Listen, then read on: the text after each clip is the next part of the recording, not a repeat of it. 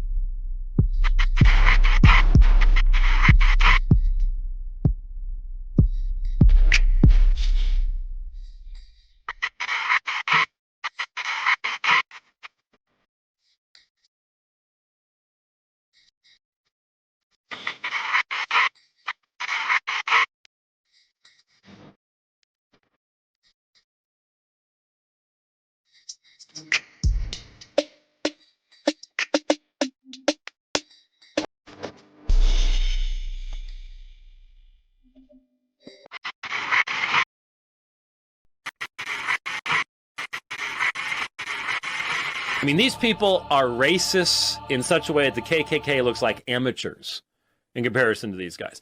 They get away with it because they're of a different color, and you can be racist if you're that color. But these people are just, this is the worst example of using and abusing religion as a cover for racism that you'll ever see.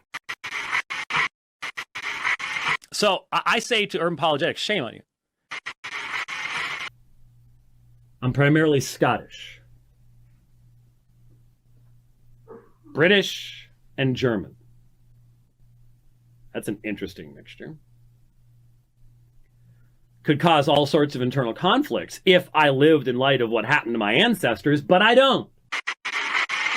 And you know what? I can look back at each one of my racial groups. Man, the Scots were treated like garbage. They were enslaved. I'm not going to demand reparations. I don't think it has something to do with me today. Why does anyone think that? I don't understand it. It seems absolutely, abjectly absurd to me. To go, hey, well, you know, this happened 150 years ago, so I can live this way, or you owe me that. We were slaves too. Get over it. And I'm sure you guys have heard this before. This insulting phrase started when the former President Obama got elected into office. So we're going to deal with this here. And yes, you heard the popular Christian apologist, Professor James White, make it clear these sentiments that I just shared here, the topic of what we're going to talk about. We were slaves too. Get over it. So we're going to deal with this. And this, we're going to deal with a lot of the poor teachings and the poor understandings of this term, this phrase, to downplay the atrocities, to downplay the tragic events that took place on our people. But I'm going to give you the clarity of course, St. Patrick's Day. I'm going to give you clarity of the origin of this insulting phrase. I'm going to give you proper understanding whether or not if James White and others who share the mem, to share that this thought right here, we're going to deal with it here tonight on this special playbook. So get your notepads ready, pull out your ink pen or pencil, and I am going to give you proper clarity on these things. All right, so let's get it in. Let's get started here.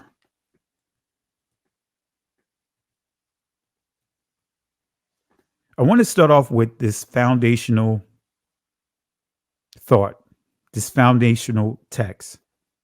Exodus chapter 21, verse 16. This will shut down any poor teachings, any talking points that those that are within the conscious community, this is one of the big things that they will use to deceptively pull our brothers and sisters away from the Hebrew Israelite Messiah. They'll say, hey, the Bible promotes slavery. But I'm going to show you here that that is a complete lie in terms of how they try to teach it. It's very deceptive. You have a difference. There's a big difference between indentured servitude and chattel slavery. The first part of this chapter up until about, I want to say verse 10, it deals with indentured servitude. It deals with indentured servitude. Unfortunately, many poorly teach that portion of the text to justify polygamy and a number of other things. But in that text, what is really being dealt with in that first portion of this chapter is if a person owes another person a debt. So they will have to go before the judges, right? Let's just say if I owe someone a debt, I would have to go before the judge, right, to come up with a solution. And during this time, what they would do is they would just simply say, all right, this is what we'll do. I'll offer my son, right? If I had a son, if I have a daughter, either one, I could say I'll offer my son as a means to work off my debt. I'll offer his labor to work off the debt. I'll offer her labor to work off the debt. But it goes a little further when it deals with the women, right? And we'll deal with that another time. It puts provisions in there so that way that person who decided to come to an agreement to say, okay, fine. But if that person wanted to have a relationship with the daughter, then there were certain provisions that was added. There were certain requirements that had to be met. But nevertheless, the first portion of this chapter is dealing with indentured servitude, not chattel slavery. All right. So this verse right here, verse 16, completely debunks chattel slavery. It completely debunks what many have taught and properly have taught others in believing that the Bible or this holy text endorses chattel slavery. This is what it says. This is how it reads. And he that stealeth a man, that right there should shut it down.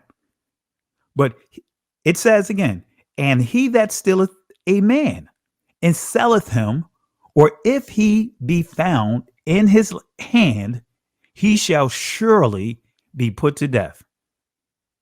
Let me read it again. And he that stealeth a man and selleth him, or if he be found in his hand. So whether you sell that person or not, the penalties is death. He that stealeth a man. Now, correct me if I'm wrong about the history of every person, every son and daughter of slaves. Our ancestors were kidnapped. Our ancestors were raped. Our ancestors were stolen. Our ancestors were sold. Our ancestors were raptured. That's what the word rapture means. It means to rape. It means to kidnap. It means to take away. Did that not happen to our ancestors? So again, let me read it one more time. This is the verse you can shut down when you can use it whenever someone try to tell you that the Bible promotes slavery. The Bible did not promote chattel slavery. You'll see indentured servitude. And guess what? The Israelite community, they were not the only ones that had indentured servitude going on. The Egyptians, the Babylonians, all the other nations had indentured servitude established within their nations. All right. So I'm going to read this one more time before we move forward with this. All right. I'm going to read it one more time. Okay. And it reads, and he that stealeth a man and selleth him, and this is man and woman. Let me say that again. This is man and woman. And selleth him, or if he be found in his hand, he shall surely be put to death. All right. So let's deal with the Hebrew definition of steal. Let's see what this means. All right. Ganab. It means this: to thieve, to deceive, steal away. What a coincidence. You see this word or this phrase, steal away. Right.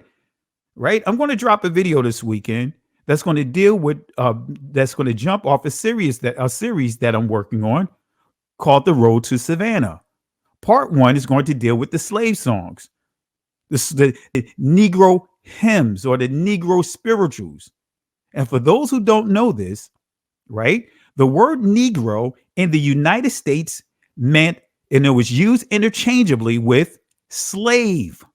You can look this up in the 18th century black codes for South Carolina. Negro, slave, and black in this country were used interchangeably.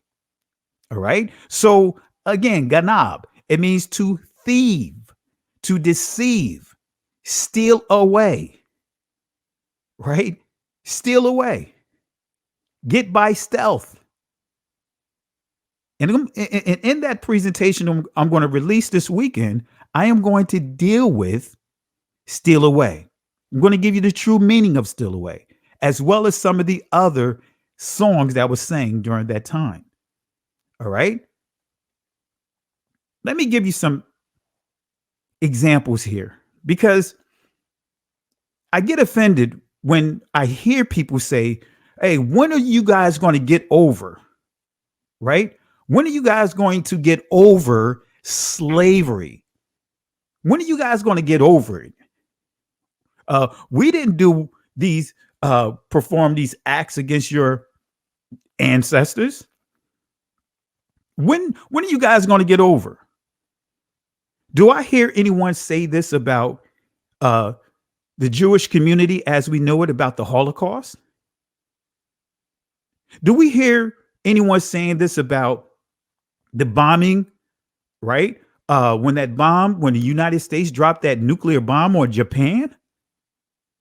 Do we hear these things in other countries or other cultures that had to deal with some tragic situations?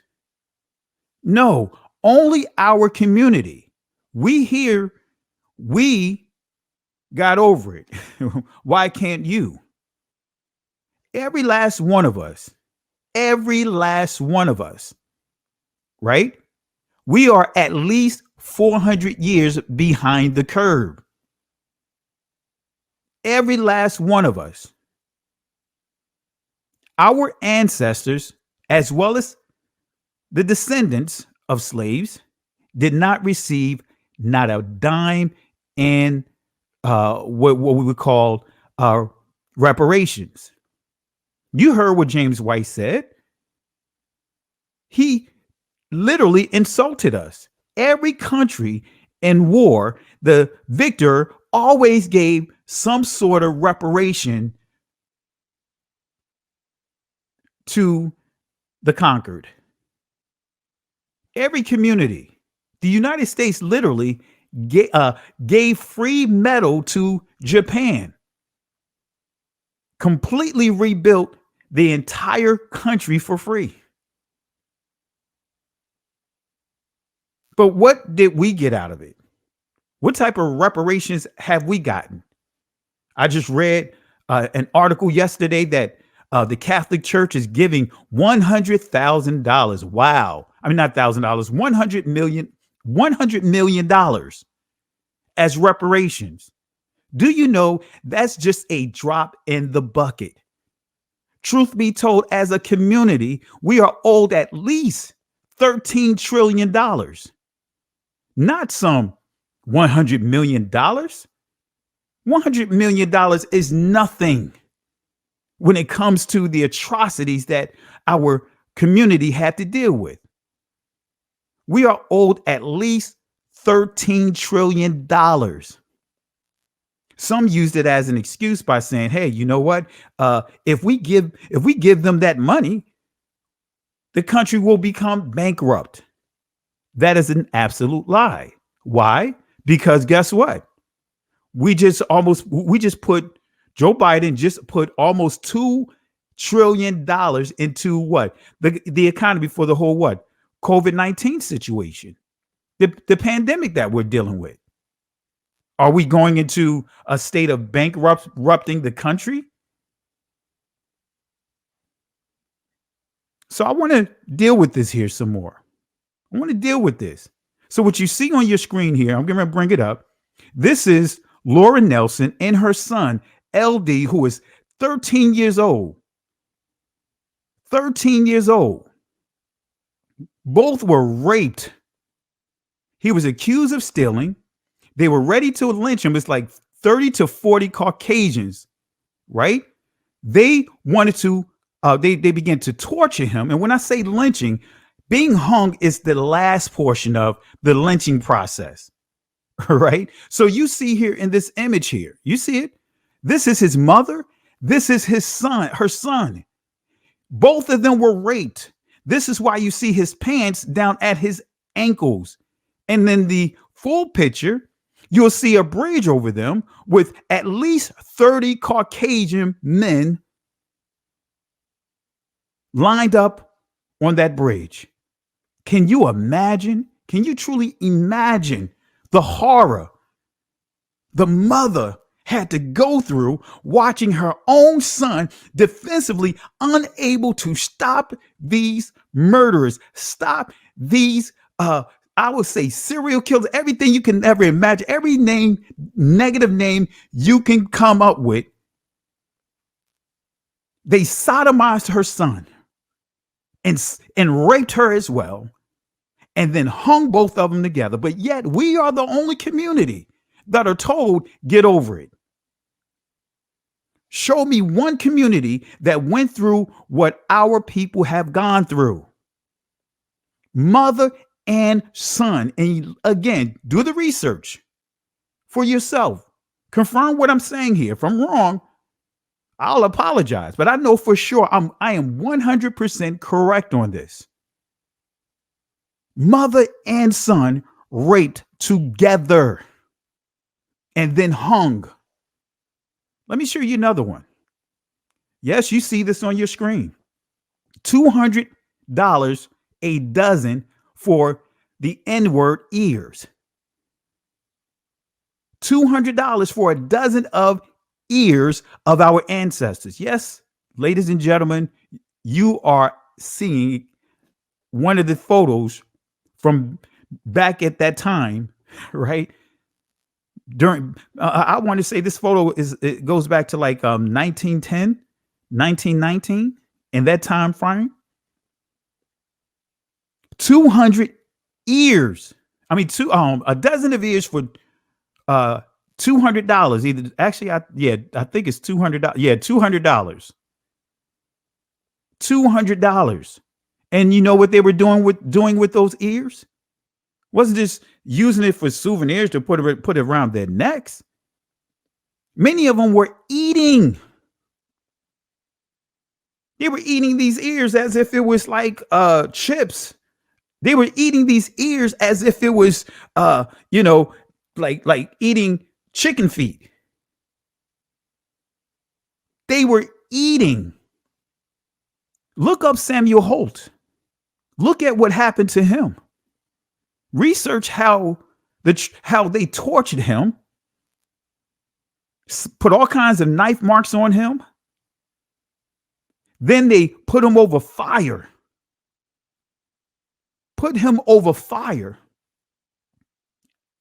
And then after doing all of that, chopped his body up and sold it for souvenirs. They ate him. That's the part of the history we don't hear about. They were fighting for parts of his body. You can look it up. You'll see history of pillows being filled with our hair. You can look it up. You'll see belts, leather shoes made from the skin of our ancestors. But we hear this all the time. We got over it. Why can't you? This is the stuff that we need to educate our children with. Because contrary to what we think or believe, yes, we made progress, but progress is not freedom. Progress is not freedom. We still have a long way to go. A long way to go. Let me show you one more as we get into this. You see this? This is in the city. See, when we think of lynching, we think of the South. We think of Georgia. We think of Louisiana. But we don't stop to think that they were doing lynchings in New York City. They were doing lynchings in the big city. This is in the city right here. You see 5 Negroes hung, but yet we hear the thought that we got over it. Why can't you? No other community was treated this way. I can give you names. I can give you all kinds of situations that took place that will bring tears to your eyes on some of the things that our ancestors were subjected to. But we've gotten to a place that we completely forgot about this. This wasn't long ago. Look up Red Summer 1919, and you will see what happened in Tulsa, Oklahoma. Wasn't just for Tulsa, Oklahoma. You'll see Tulsa, Oklahoma. That situation happened across the nation to 3 dozen other communities that was thriving during this time. They call this the lynching period. Look it up. Soldiers coming back from the war, Negro soldiers coming back from the war. Look it up how they were treated. All right, I'm not going to get into all of that, but I just want to give you understanding as we build this thing up, as we start dealing with St. Patrick's Day. I'm going to deal with the origins of it. Okay, so these are some of the things that we were subjected to. Another key point of history I want to make sure you understand: slavery and the Catholic Church. When I say the Catholic Church, This is dealing with the Christian church as well, right? They were uniform in this. It was, you had Christendom is what the term that they used, but you had the Catholic Church, you had the Christian church. Look, let me just share this piece of information so that way you guys get a whole completely different understanding of what happened or what was going on during what I call the transatlantic world war. We've been institutionalized to call it a slave trade. It was not a slave trade. It was a world war. A world war where over 10 nations came together to enter into agreement, declared war on our ancestors. But we've been taught that it was a slave trade. Now, correct me if I'm wrong, right? When you're doing enter into an agreement to do trade with other countries, it's a what? Agreement. Two parties come together and they do whatever negotiation that they, go and get into negotiations for how they're going to trade, what the items they're going to trade, what type of tariffs and all these different things that's going to be applied. That's what happens when you're doing a trade. But this was a world war. Let me read this document here. So, and I encourage you guys, look it up for yourself. Slavery and the Catholic Church, 1975, page 52 and 53. Now listen to this carefully. Papal grants to the kings of Portugal, giving authority to enslave the Saracens and other non-Christians of West Africa, whom Christendom is at war, from 1452 to 1514. But notice what it says. Christendom is at war. Wait a minute, let me read it again. Whom Christendom is at war. That's right, contrary to what you believe and think. Unfortunately, we don't have a clue that this was a war. Christendom, the Catholic Church, along with, as we know today, the Christian Church, they were together. They were a confederate. Confederate means constitution. It's interchangeable with alliance. So when you hear the Confederacy, that is interchangeable with constitution, alliance, right? It's interchangeable. Yes, the United States at one time had two constitutions, one for the North and one for the Confederacy. But anyway, let me read this again. Christendom is at war. Let me start it from the beginning. Papal, this is dealing with the Pope, grants to the kings of Portugal, giving authority to enslave the Saracens and other non-Christians of West Africa with whom Christendom is at war. What? And it goes on to say this. In 1442, a Portuguese captain brought to the Gold Coast some Moorish prisoners of war, exchanged them for 10 Negro slaves, and brought these back to Lisbon. A trading settlement was established at Lagos by 1444. It would appear that by 1452, the Portuguese were anxious to establish their property rights over their newly discovered West African territory. You see what's happening here, right? They're declaring property rights. Can you imagine what's happening here? The Pope gives them the okay to go into someone else's territories and declare that it's theirs. They divided it up. Can you imagine? Some of you guys own homes here. Can you imagine you worked hard to buy a home and establish your family in that home, do all the things that you did legally to obtain that home, and then someone comes up to you and say that such and such told me that I can declare property rights. I can declare ownership over this house, and also I can declare ownership over you. That's what took place here. The Portuguese were anxious to establish their property rights over their newly discovered West African territories. And so Pope Nicholas V, Pope Nicholas, Pope Saint Nicholas, right? Saint Nicholas, Santa Claus, Pope Saint Nicholas. This is where you get Santa Claus from. Saint Nicholas, Pope Saint Nicholas, because he is a saint, right? According to the Catholic Church, they made him a saint after he died. And then you could see Santa Claus in Revelations chapter 2, the Nicolaites. That's a whole nother discussion. So Pope Nicholas V was approached and was apparently led. I'm not going to get into all of that, but he is the one that approved this here. But yet, guess what? We have our children embracing St. Nicholas, the very person that signed the edict to enslave your ancestors, to enslave our forefathers here in this country, to use our children as alligator bait, to rape the men, to rape the women, do all kinds of things, call us animals, do all kinds of things that's unheard of, inhumane things to our ancestors. And guess what? We have our children lining up to celebrate Christmas.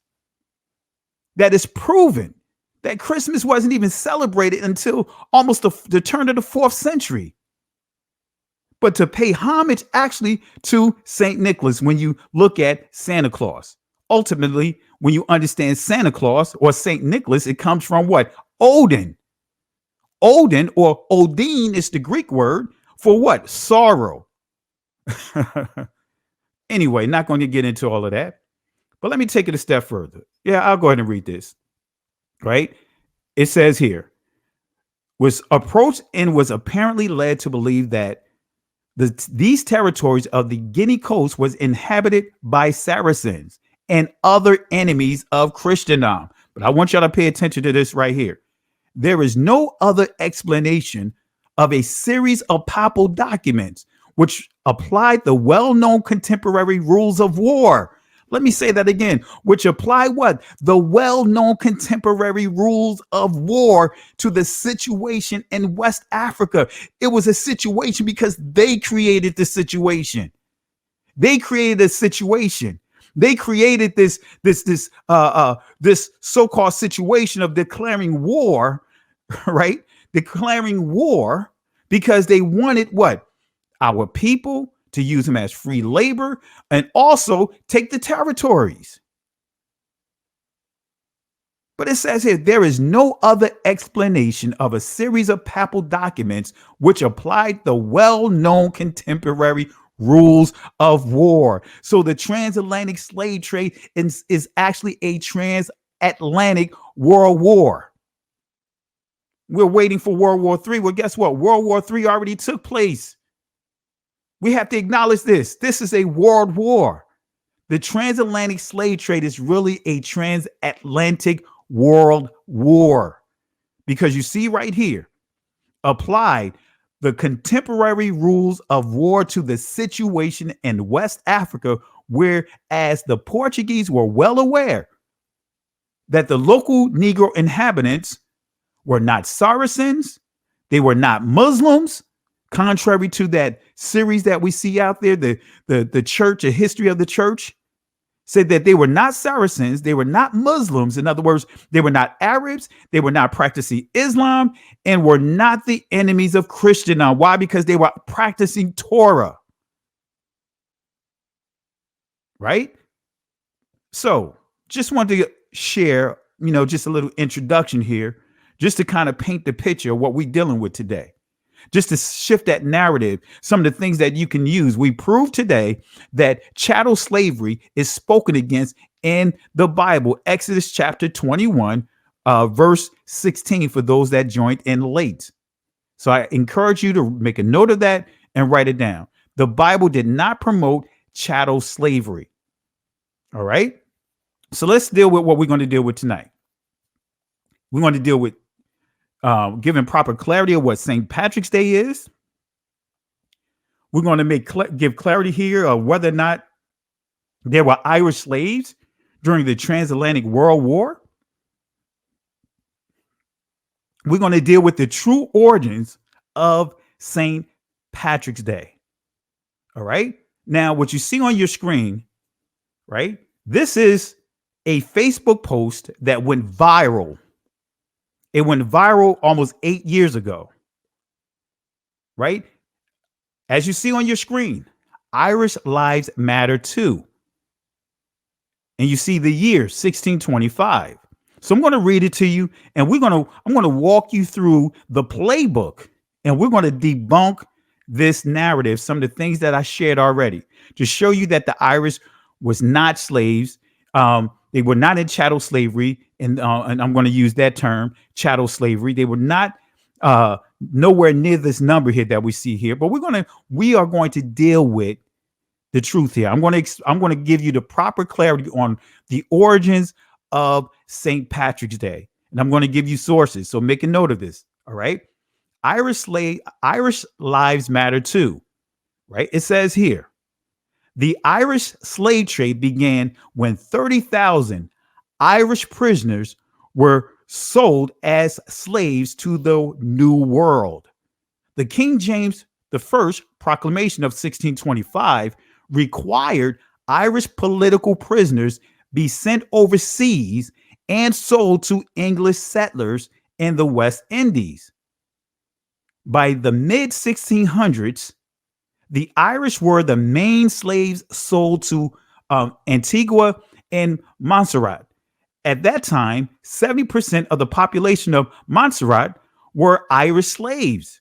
Ireland quickly became the biggest source of human livestock for English merchants. The majority of the early slaves to the New World were actually white.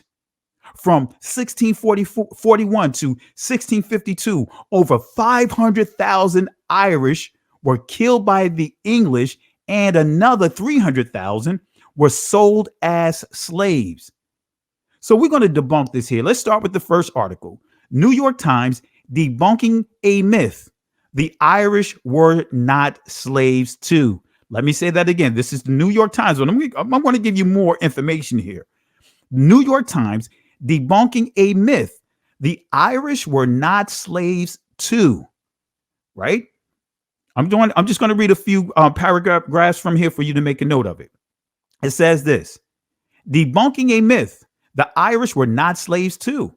It has shown up on Irish trivia, Facebook pages, and Scientific American magazine, and on white nationalist message boards. The little known story of the Irish slaves who built America, who are sometimes said to have outnumbered and been treated worse than slaves from Africa. But look at the last line here. It says, but it's not true. Let me read that portion again. But it's what? Not true. Let me read what's in red here. Said to have outnumbered and been treated worse than slaves from Africa. But it's not true. Historians say the idea of Irish slaves is based on a misreading of history, and that the distortion is often politically motivated. Far-right memes have taken off online and are used as racist barbs against African Americans. The Irish were slaves too. The memes often say, we got over it, so why can't you? Share this presentation, guys, as I teach it. Share it to others. Share this on your Facebook timelines. Share this on your YouTube. Share this, okay? But nevertheless, let me read it one more time. Historians say the idea of Irish slaves is based on a misreading of history, and that the distortion is often politically motivated. Far-right memes have taken off online and are used as racist barbs against African Americans. The Irish were slaves too. The memes often say, we got over it, so why can't you? It goes on to say, a small group of Irish and American scholars has spent years pushing back on the false history. In 2016, 82 Irish scholars and writers signed an open letter denouncing the Irish slave myth and asking publications to stop mentioning it. Some complied, removing or revising articles that reference the false claim. So notice what I just said here. Some complied, but guess what? Most still continue to push the lies. I've heard pastors teach this. I heard other professors, I heard scholars teach this falsehood here, but many are still teaching it in spite of knowing that it's false, knowing that this is a false claim. But I'm going to give you more information here. But the letter's impact was limited. The legal differences between indentured servitude and chattel slavery were profound, according to Matthew Riley, an archaeologist who studies Barbados.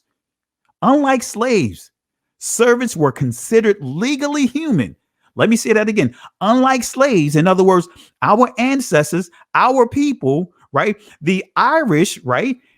The indentured servants were still considered legally human. Okay, let's deal with this some more. Their servitude was based on a contract that limited their services to a finite period of time, usually about 7 years, in exchange for passage to the colonies. They did not pass their unfree status on to descendants. And if you read Exodus chapter 1, starting at the first 10 verses there, you will see that there was a limitation. There was a 6-year limitation on indentured servitude. This is where that comes from. All right. But anyway, it says here, they did not pass their what? Unfree status on to their descendants. Let me say that again. Let me read it again. It says contract that has that limited their service to a finite period of time, usually about 7 years, in exchange for passage to the colonies. They did not pass their unfree status onto their descendants. All right. It goes on to say this. Contemporary accounts in Ireland sometimes refer to these people as slaves, Mr. Hogan said. That was true in the sense that any form of coerced labor can be described as slavery, from ancient Rome to modern day human trafficking. But in colonial America and the Caribbean, the word slavery had a specific meaning. Europeans, make a note of this, Europeans by definition were not included in it. Let me say that again. Europeans by definition, this includes the Irish. The Europeans, the Irish, by definition, were not included in it. Let's give this a 3-piece here. And let's toss out this poor doctrine. All right. So it goes on to say, an indentured implies two people have entered into a contract with each other, but slavery is not a contract. Show me one scripture. Show me one agreement, right? Not scripture, but one contract agreement that our ancestors decided to enter into an agreement to be treated and come into this country the way that we were, kidnapped, raped, and all these other things. We did not enter into an agreement. We did not come by way of being immigrants coming through. What's the island up in New York City? Now I can't think of the name of it now. We didn't come through. Now I can't think of the name of it. The island up in New York now, Statue of Liberty. When you come in, I think it's Nellis Island or whatever. I can't think of the name of it, but nevertheless, we didn't come that way. You cannot use the term immigrants on us. See, this is what the daughters or the wives of the Confederate, this is some of the things that they start pushing to try to retell the story of slavery. They're the ones that's responsible for the statues that was put up all through this country. They're the ones that began to push the narrative that, hey, the plantation owners, they really treated their slaves good. They gave them a place to stay, a roof over their head. They fed them and all these different. They're the ones, the daughters of the Confederate.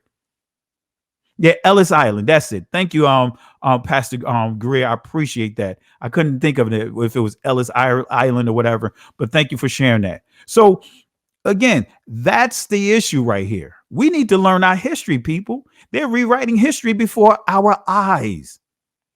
All right. So again, let me read this portion again. All right.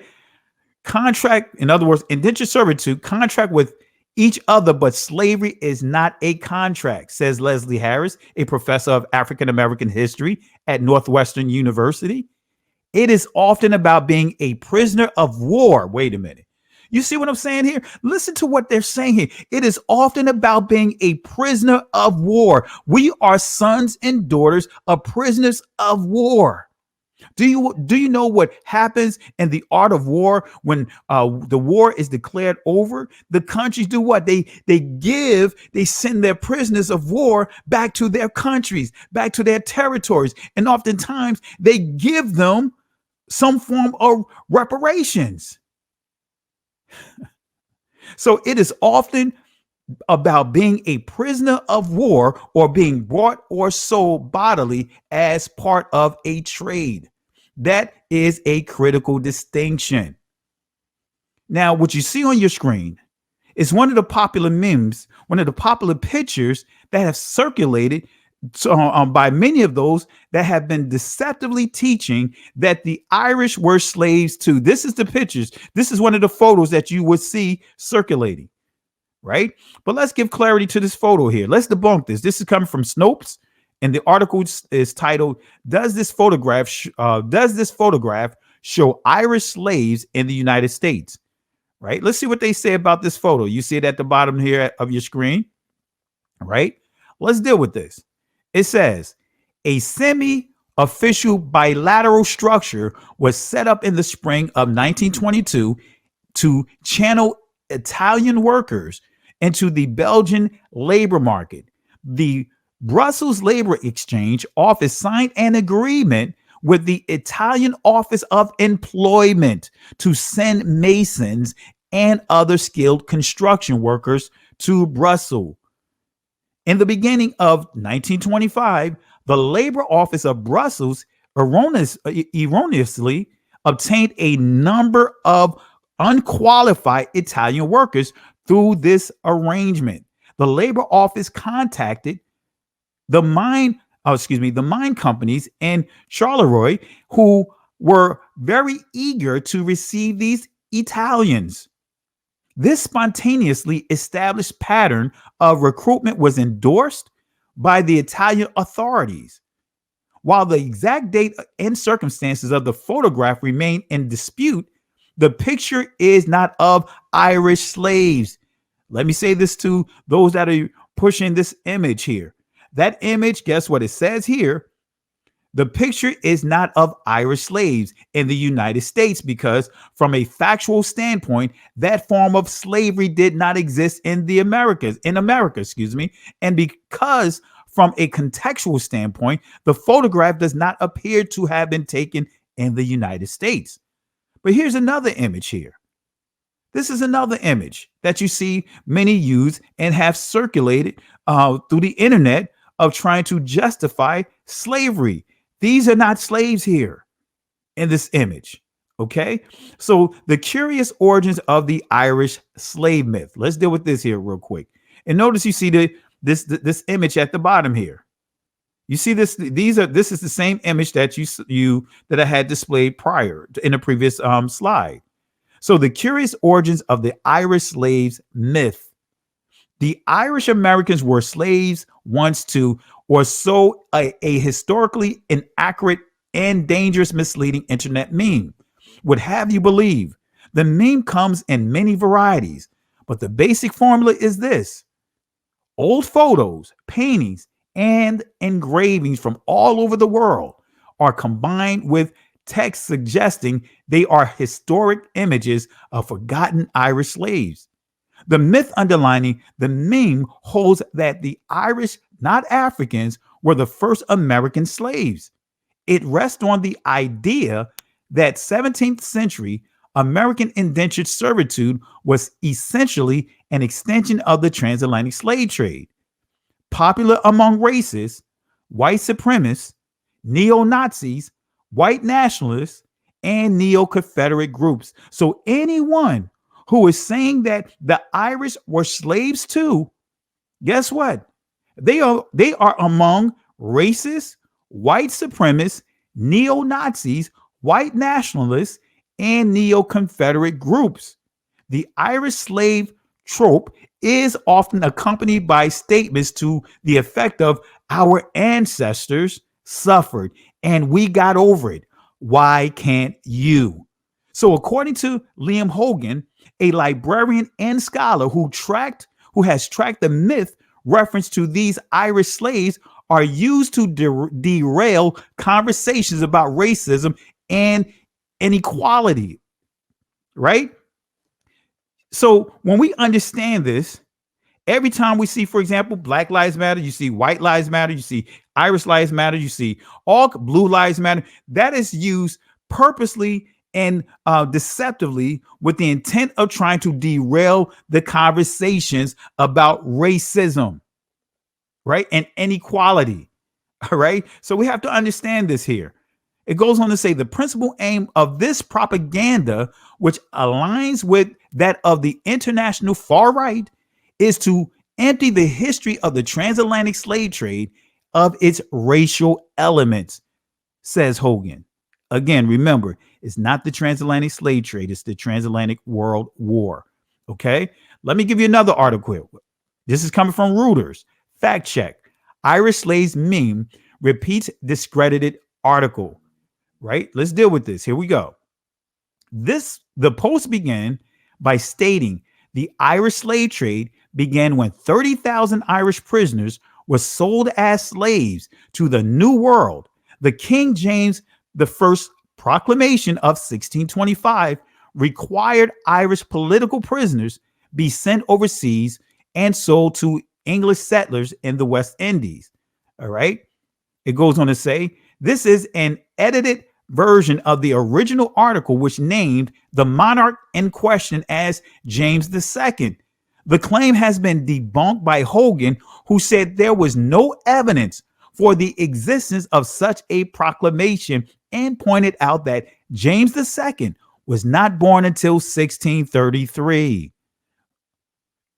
The Post also states from 1641 to 1652, over 500,000 Irish were killed by the Englishmen, by the English, and another 300,000 were sold as slaves.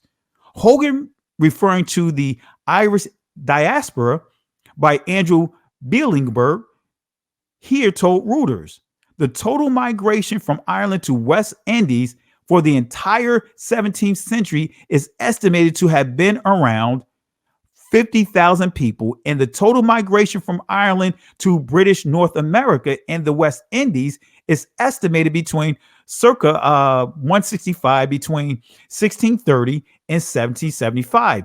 If this is the case, where on earth is the meme getting the unequivocal and impossible 300,000 forced deportations from Ireland over a 10-year period? All right. It goes on to say, the Post also claims that Irish women and girls were forced to procreate with African slaves. Listen to some of the stereotypes, some of the things, the narratives that you continue to hear, especially during the lynching period. In order for them to really stir up every week, to stir up the Ku Klux Klan and all these the mob, they would say that falsely accused a Negro, didn't matter the age, of what, trying to flirt with a Caucasian, making a pass at a Caucasian, raping a Caucasian woman. They normally would use that to generate what? Animosity and stir up the mob. And then they would, that person would be arrested. And then later on that night, the sheriff, right, would allow or let that slave free. Let that person free late night and turn them right over to the hands of the good old boys at that time. All right. But nevertheless, this is where you start really getting the overtone, like what you see here, is the very spirit, the very lies that were pushed during the lynching period. Technically, we still in the lynching period, okay? Even though we see that the federal government just, I think a little more than a year ago, passed a federal law outlawing lynching. But again, lynching is more than just hanging a person. It's the entire process. Hanging a person is the final stage, the final portion of it. All right. But nevertheless, let me read this again. So the Post also claims that Irish women and girls were forced to procreate with African slaves. Hogan writes that there is no evidence to support this claim and states these historical claims are part of a racialized sadomasochistic fantasy of, and part of old white supremacist myth. Okay. It goes on to say the Post also states during the 1650s, over 100,000 Irish children between the ages of 10 through 14 were taken from their parents and sold as slaves in the West Indies, Virginia, New England. There is no evidence. Let me say this again. There is no evidence. There is no evidence to support this figure. 3Ps. And let's toss it out. Toss out this poor doctrine. Let me give it a couple of more pieces here.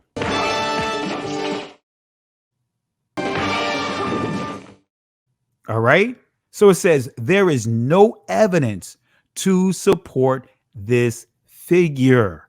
Okay. And Barbados, where the majority of Irish indentured servants were sent, the total number of white immigrant indentured or free by the early 1870s were estimated at 21,500.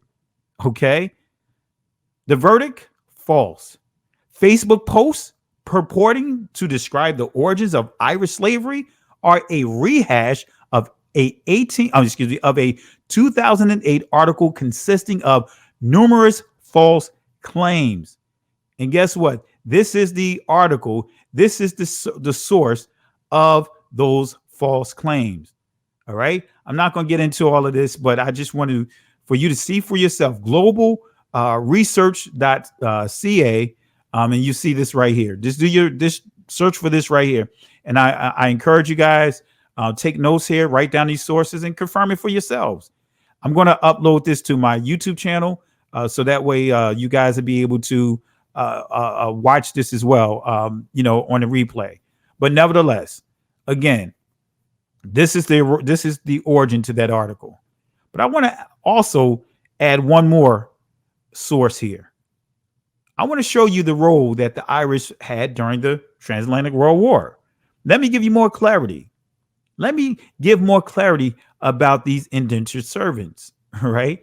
So let's see here. Barbados slave codes. Let's deal with this. This was not an easy task, but these Englishmen did have a number of Irish prisoners serving various sentences. Let me say that again. All right. This was not an easy task, but these Englishmen did have a number of Irish prisoners serving various sentences.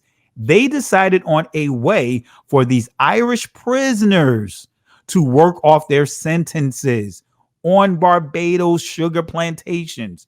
They sent thousands of indentured Irish prisoners to Barbados. Guess what? The indentured servants, guess what? They were Irish prisoners who were sent to Barbados. They were sent to what? Work off their sentences on Barbados sugar plantations. They sent thousands of indentured Irish prisoners to Barbados. Okay. Now, I'm not trying to be insensitive to anyone's culture, but I want to give proper clarity. So I'm not here again to try to insult anyone, but we have to tell the truth about history.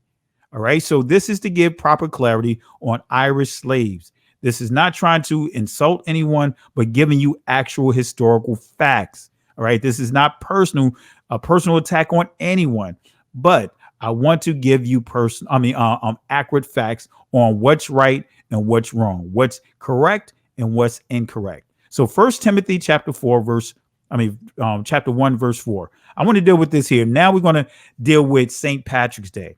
First Timothy chapter 1, verse 4. Let's deal with St. Patrick's Day. It says here, neither give heed to fables and endless genealogies, which minister questions rather than godly edifying, which is in faith. So do. Now, many will use the scripture, right? Many of those that's within the Christian church, right? Many Christian apologists will say, hey, this Paul is saying that you're not supposed to talk about your heritage. You're not supposed to talk about or discuss your identity. That's not what this is saying.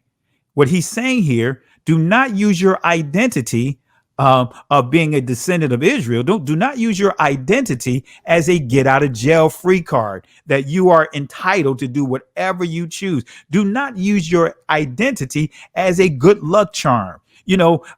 Many have used the Bible as a good luck charm. You got relatives that, purchase a car back in the day. They get a Bible and they put it on the dashboard.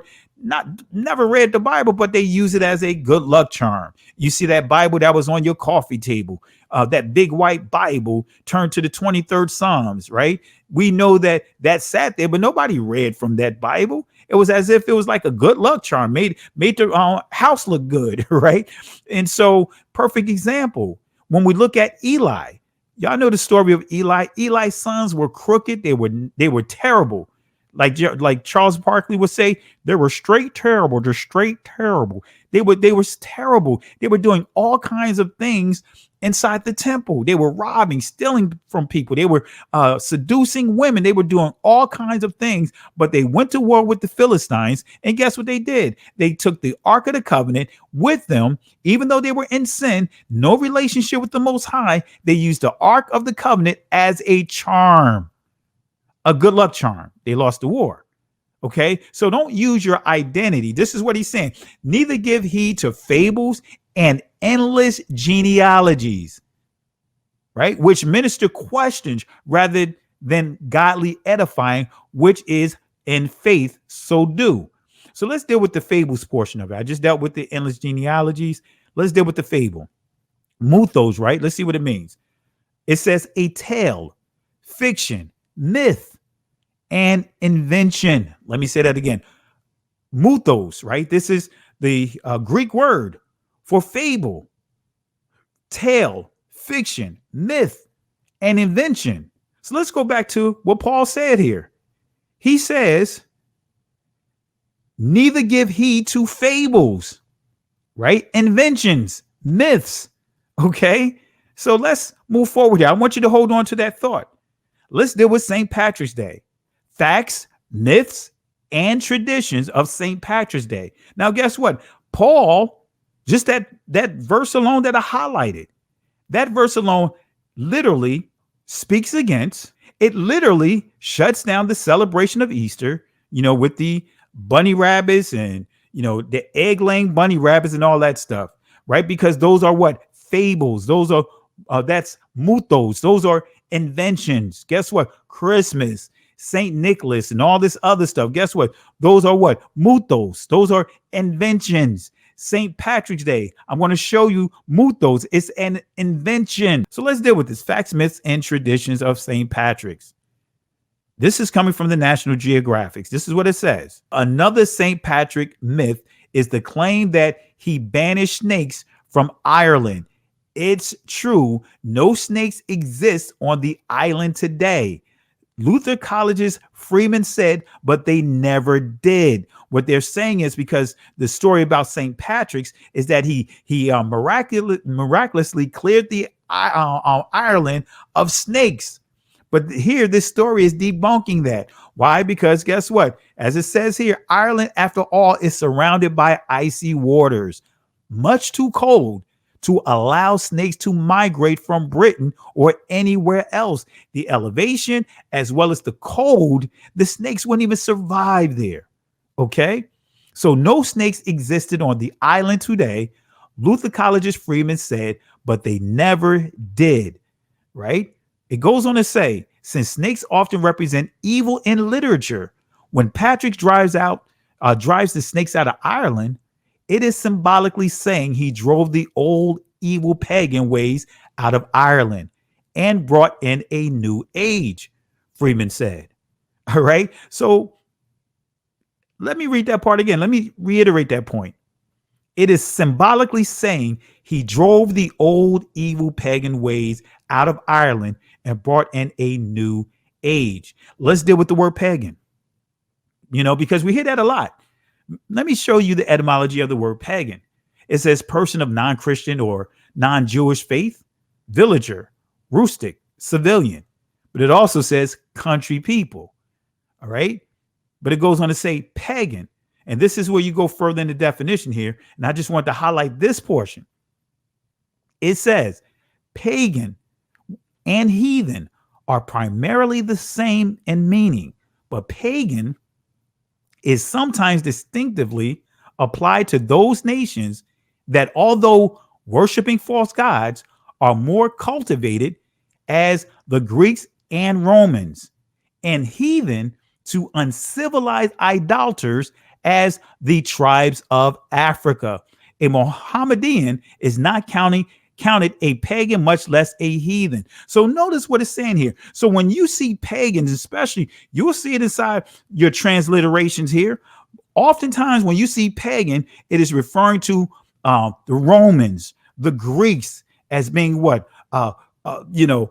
Worshiping false gods, but they are what? Cultivated. They are considered civilized. But when you see that word heathen, right, it is always, for the most part, assigned to those that they nations that they would deem to be uncivilized idolaters, as the tribes of Africa. That term is used, far as in terms of heathen, towards who? Nations of Africa. So look in your Bibles where you see the word heathen, even though technically in the scriptures it simply means nation, but look at where it's used and see what countries, what territories, what people that word heathen is, and look at the origins of the people. Look at the history of that community. All right. So again, heathen is referred to uncivilized idolaters as the members of Africa. I want to say peace and blessings. I want to say salama to Ruhama. I want to say peace and blessings to you, right? And also want to say peace and blessings to Yapa, Akwath, Yahawada. I want to say peace and blessings to my sister. All right. All right. Let's deal with this some more. All right. So again, and heathen to uncivilized idolaters as the tribes of Africa. Okay, so pagan means people who do not follow Catholicism, Christianity, or Judaism.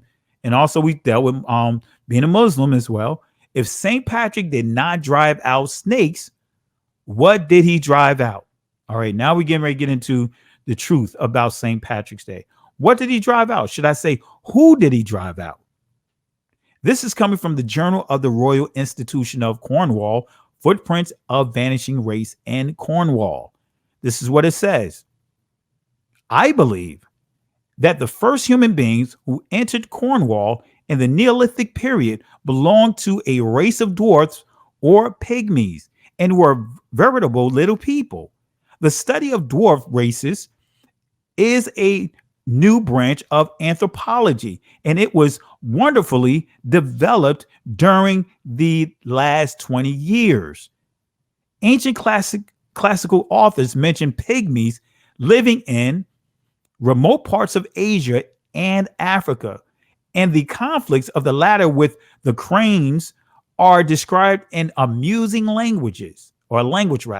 These stories were for long thought to be childish inventions. Notice what I just said.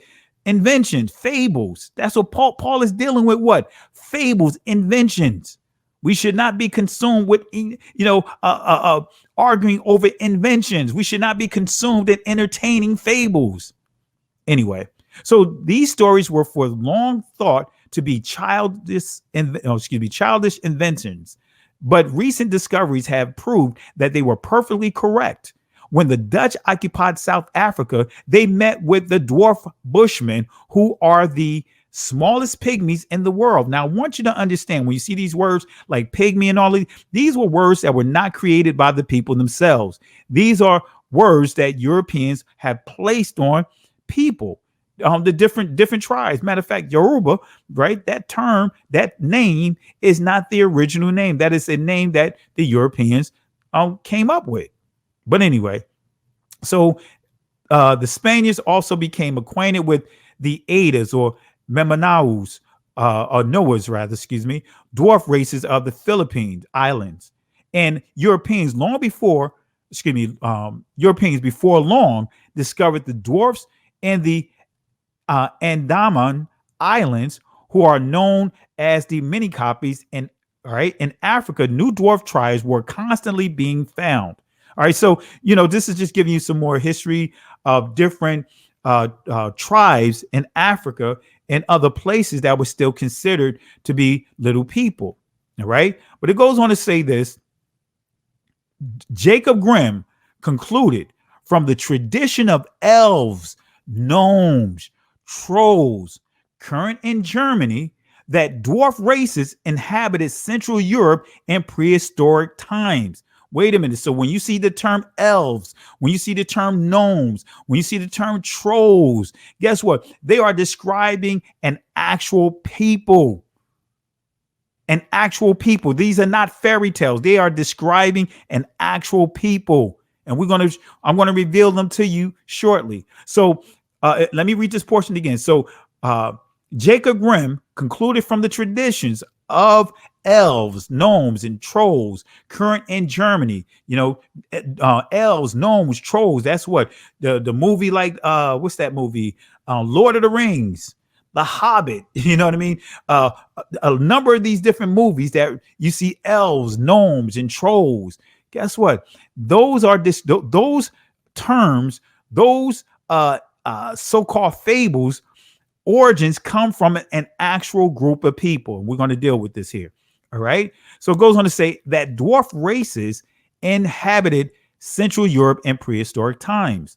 And Professor Nielsen has come to the same conclusion concerning Scandinavia. Right. So I want to reiterate this point here, that dwarf races inhabited Central Europe in prehistoric times. Okay. Continuing on in this book here on page 282.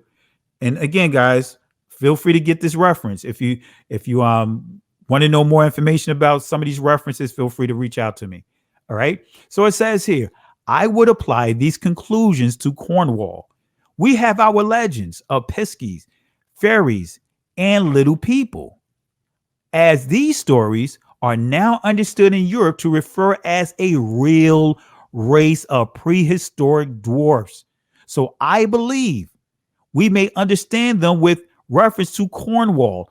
I believe then that our piskies and fairies were genuine Cornish.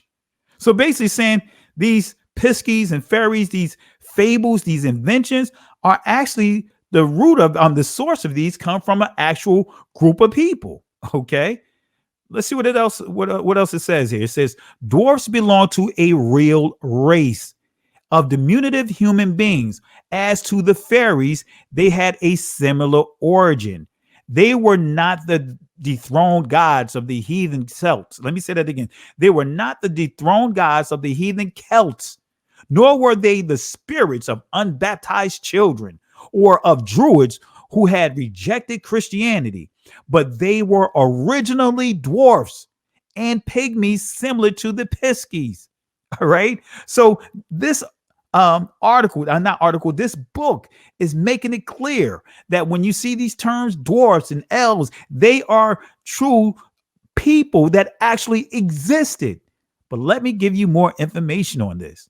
Right. It goes on to say, as has shown that the Picts House of Scotland and fairy legends of the North may be traced to a race of prehistoric dwarfs, that able Celtic scholar Professor Rees has lately, in a valuable work, set forth the view that a dwarf race inhabited Britain previous to the Celtic invasion.